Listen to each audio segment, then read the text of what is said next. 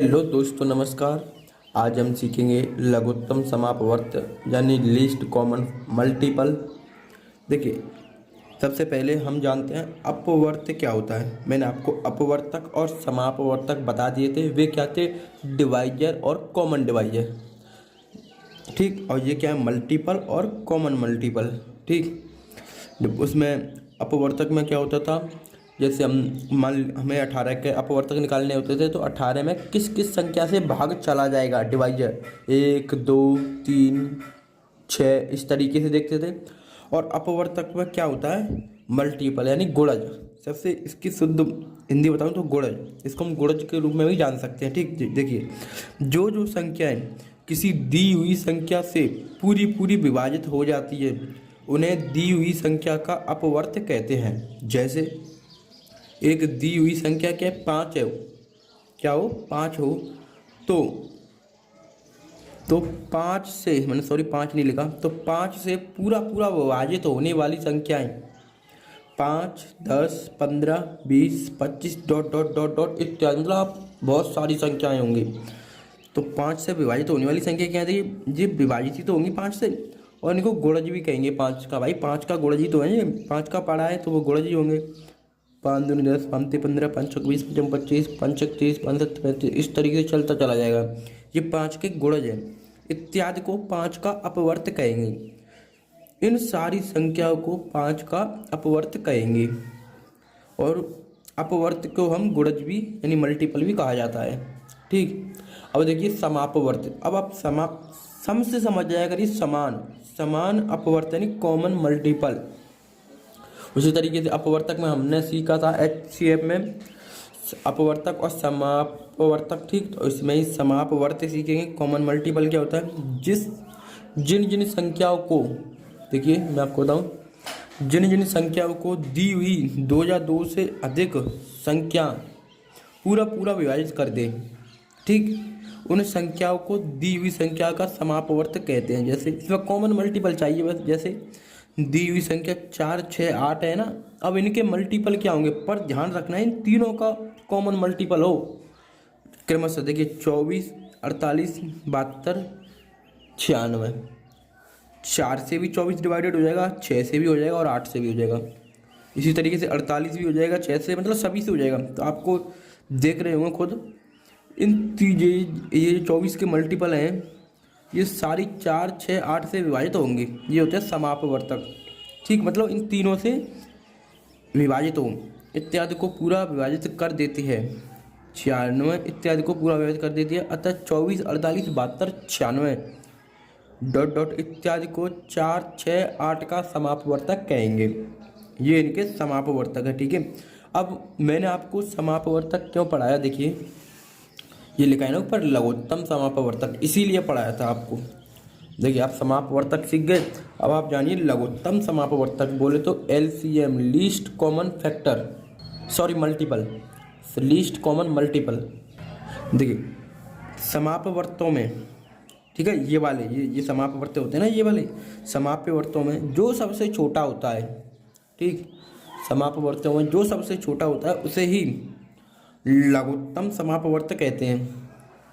दूसरे शब्दों में, जिस छोटी से छोटी संख्या को दी गई सभी संख्या पूरा विभाजित कर देती हैं, उसे दी हुई संख्याओं का लघुत्तम समापवर्तक कहते हैं। जैसे 4 6 8 के समापवर्तक क्या निकले थे? अभी भी देखिए हमने ऊपर निकाले थे, यहाँ भी निकाल दिए हैं। 24 48 72 96 डॉट डॉट डॉट, और आते चले जाएंगे, ठीक, अनंत तक। तो इनमें सबसे छोटी समापवर्तक संख्या कौन सी होगी? 24। अब 24 जो है ना, 24 सबसे छोटा समापवर्त है। अतः 4 6 8 का लघुत्तम समापवर्तक क्या होगा? 24 ही होगा। देखिए लघुत्तम से आप समझ जाएगा ये छोटा, ठीक, छोटा समापवर्तक क्या होगा? 24 होगा। तो 24 ही हमारा LCM होगा। अब मैं आपको दो संख्याओं के मासा तथा लासा में संबंध बताता हूँ। ठीक, देखिए, ठीक, ये दे रखा है, दो संख्याओं के मासा तथा लासा में संबंध क्या होता है? पहली संख्या तब इंटू दूसरी संख्या। भाई दो संख्या दे रखी होंगी हमें, पहली संख्या इंटू दूसरी संख्या बराबर होंगी किसके? HCF बोले तो मासा और LCM बोले तो लासा। मासा और लासा गुणा मासा इंटू लासा के बराबर होंगे। ये होता है दो संख्याओं के मासा तथा लासा में संबंध। देखिए दोस्तों, मैंने सोचा कि मैं लिखने से अच्छा तो आपको गणित में ही बता दूं, ठीक, और सवालों को मैं कॉपी में कराऊंगा, ठीक। तो देखिए, लघुत्तम समापवर्तक ज्ञात करने की विधियां बताता हूं मैं आपको। इसमें कितनी विधियां दे रखी हैं, पहले गुणनखंड विधि, भाग की प्रथम विधि और भाग की द्वितीय विधि। हम तीनों विधियों को सीखते हैं, ठीक। देखिए, गुणनखंड विधि, फैक्टर मेथड क्या होता है, पहली विधि। इस विधि में देखिए, अब इस विधि में सर्वप्रथम दी हुई संख्याओं का अभाज्य गुणनखंड करके, देखिए तरीका वही है ना, हमने HCF में भी सीखा था, ठीक। गुणनखंड करके उन गुणनखंडों को अधिकतम घात के रूप में लिखते हैं, मतलब ज़्यादा से ज़्यादा घात के रूप में लिखते हैं।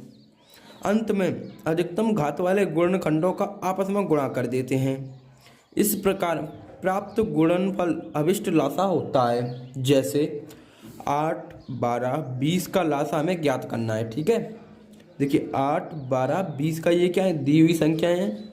इसके हमने अभाज्य गुणनखंड किए। अभाज्य गुणनखंड क्या होते हैं, जिनका एक तो एक से और एक स्वयं से विभाजित हो, वे होती है अभाज्य, ठीक।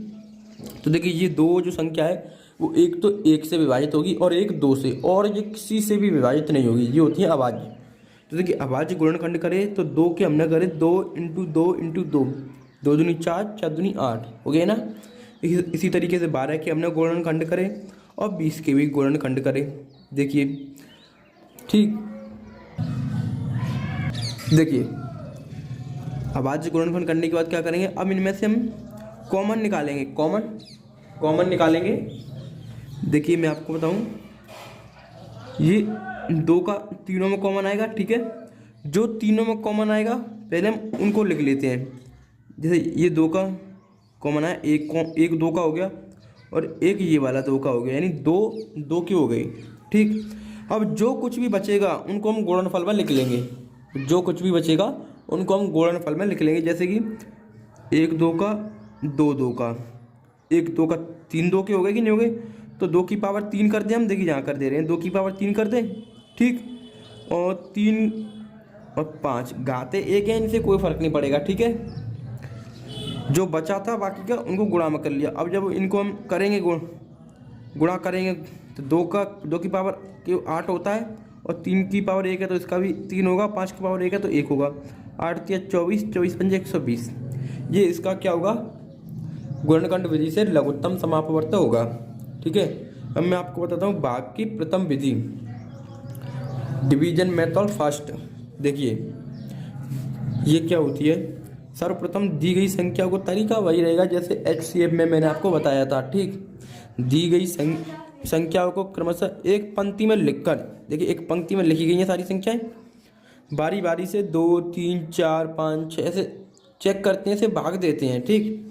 जब किसी संख्या में भाग ना जाए तब उसे ज्यों का त्यों लिख देते हैं। मैं आपको बताऊंगा, अगले क्रम में उसके भाजक से भाग देते हैं, तब उसका भागफल 1 प्राप्त हो जाए तब सभी भाजकों का आपस में गुणा कर लेते हैं। इस प्रकार प्राप्त गुणनफल भी अभिष्ट लासा होता है। जैसे 12 15 18 का हमें लासा ज्ञात करना हो, 12 15 18 क्या करेंगे, सबसे पहले हम 2 का भाग देंगे, इसमें भी गया 2 का, इसमें भी चला जाएगा 2 का, पर इसमें तो जाएगा नहीं, तो इस वाली संख्या को ज्यों का त्यों उतार देते हैं, ठीक। जिसने यही बोला था इसका, उसे ज्यों का त्यों लिख देते हैं।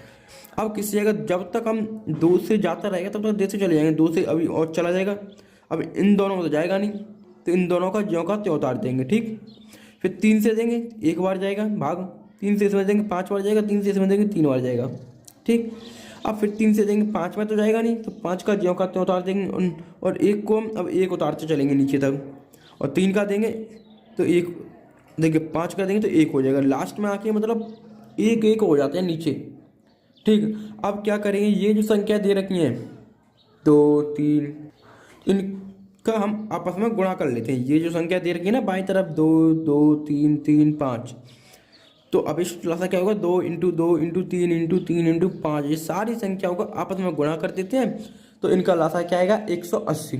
ये होता है आपका भाग की प्रथम विधि, डिवीजन मेथड फर्स्ट। मैंने 2 विधियाँ बता दी आपको, और देखिए तीसरी विधि, भाग की द्वितीय विधि, डिवीजन मेथड सेकंड। ये देखिए तीसरी विधि भाग की दूसरी विधि डिवीजन मेथड सेकंड। सामान्यतः इस विधि का प्रयोग तब करना चाहिए जब दी हुई संख्याओं को आसानी से गुणनखंड ना हो सके। ठीक है, जो संख्याएं दे रखी होंगी उनका गुणनखंड ना हो सकेगा तब इस विधि का प्रयोग करेंगे। इसमें सर्वप्रथम भाग विधि से दो संख्याओं का मासा ज्ञात करते हैं। क्या करेंगे, सबसे पहले मासा ज्ञात करेंगे। ठीक, तत्पश्चात सूत्र मैंने आपको बताया था, पहली संख्या इंटू दूसरी संख्या बराबर होती है दोनों संख्याओं का मासा इंटू दोनों संख्याओं का लासा। ठीक, से उनका लासा ज्ञात कर सकते हैं। यदि तीन संख्याओं का लासा ज्ञात करना हो तो सबसे पहले उपयुक्त विधि से दो संख्याओं का लासा ज्ञात किया जाता है। तत्पश्चात इस लासा को तीसरी संख्या के उपयुक्त विधि से लासा ज्ञात करते हैं। जैसे 396 तथा 576 का लासा ज्ञात करना होगा तो सबसे पहले मासा ज्ञात कर लेंगे। 396 का 576 में भाग देंगे, एक बार जाएगा, 180 शेषफल बचेगा।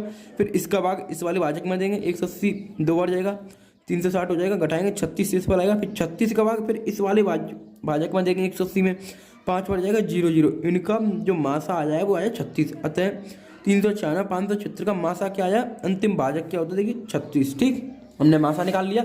और सूत्र क्या होता है हमारे पास, देखिए पहली संख्या इंटू दूसरी संख्या बराबर होती है मासा गुणा लासा।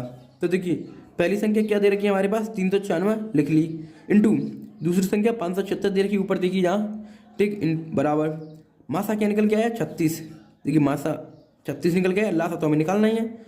अब देखिए ये बट्टे में चला जाएगा, नीचे आ गया बट्टे में। ठीक है, अब इससे काट पीट करके जब हम इसको हल करेंगे तो 63 का 36 आ जाएगा। ठीक, और देखिए मैं कुछ ही समय बाद में आपको सवाल करना शुरू कर दूंगा। ठीक है, मैं आपको इसीलिए गणित से जल्दी जल्दी बता दे रहा हूँ क्योंकि ये ज़्यादा खास जरूरी नहीं है, वैसे आप सीख लें तो अच्छा है। देखिए भिन्नों का मासा तथा लासा ज्ञात करना रहा हमको, तो कैसे करेंगे, भिन्नों का मासा तथा लासा, अंश का मासा हरों का लासा, एक तरीका रहेगा। और भिन्न जी मासा निकालने का तरीका है। ठीक है, और भिन्न का लासा निकालना रहा तो अंश का लासा और हरों का मासा, उल्टा हो गया देखिए इनका। ठीक, और देखिए दशमलव भिन्न अर्थात दशमलव संख्याओं का मासा तथा लासा ज्ञात करना रहा तो कैसे करेंगे हम। देखिए दशमलव संख्या होती है ना, पॉइंट वाली संख्या, उनका मासा और लासा कैसे ज्ञात करेंगे। सर्वप्रथम आवश्यकता अनुसार शून्य बढ़ाकर दशमलव बिंदु के दाएं अंकों की संख्या समान कर लेते हैं। दाएं अंकों की यानी इधर की संख्या समान कर लेना चाहिए। इसके बाद दशमलव बिंदु की उपेक्षा करते हुए अर्थात उसका ध्यान न रखते हुए मासा और लासा पूर्व विधियों से ज्ञात करेंगे, जो हमने पहली विधियां बताए रखी हैं। ठीक है, अंत में दशमलव बिंदु इस प्रकार लगाते हैं कि ऊपर के समान अंकों में जितना रहे, जैसे 1.2। ठीक, 1.225 का मासा तथा लासा ज्ञात करने के लिए सबसे पहले 1.2 दे रखा था तो हमने एक 0 बढ़ा ली, देखो 20 कर दिया, 1.25 तो दे ही रखा था। ठीक है, का मासा और लासा ज्ञात करेंगे तो हम पॉइंटों को एक बार के लिए हम भूल जाते हैं। ठीक है, 120 और 125 का मासा और लासा मासा निकालेंगे पहले तो 5 आएगा इनका मासा उपयुक्त विधि से जो हमने ऊपर बता रखी है। और लासा इनका क्या आएगा 300, लासा क्या आएगा इनका 300। तो पॉइंट कैसे लगाएंगे, 2 अंकों बाद, क्योंकि वही 1 0 बढ़ाई थी ना हमने, तो 2 अंकों बाद पॉइंट लगाएंगे। देखिए 5 हमारा मासा आया था तो 1 2 मासा क्या होगा 0.05 और लासा क्या होगा, देखिए 2 अंकों बाद पॉइंट लगाएंगे, 3000 था, 1 2 2 0 छोड़कर 0.30, ये होगा इनका लासा। मासा और लासा इस तरीके से निकालते हैं दशमलव संख्या होगा। ठीक, अब मैं आगे बताऊंगा आपको इस अध्याय पर आधारित प्रश्न किस प्रकार से आते हैं, मैं कोई भी टाइप नहीं छोड़ूंगा।